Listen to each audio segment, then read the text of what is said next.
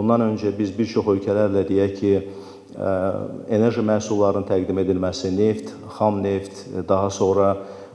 söhbət qazdan gedirdisə, 2025-ci il o cümlədən bir sıra ölkələrdə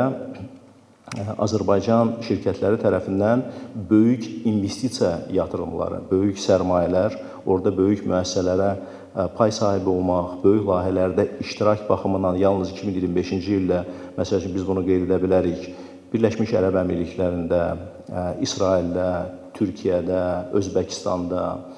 bundan öncə də ölkəmizin iştirakı ilə belə bir layihələr var idi, ancaq onların həm sayı, həm miqyası baxımından biz olduqca böyük bir dəyişikliyi müşahidə edirik və təbii ki, bu fakt öz-özlüyündə Azərbaycanın iqtisadi diplomatiyası, Azərbaycanın enerji diplomatiyasında yeni çalarlar gətirəcək və biz bunların nəticəsini gələn il və sonraki illərdə görəcəyik.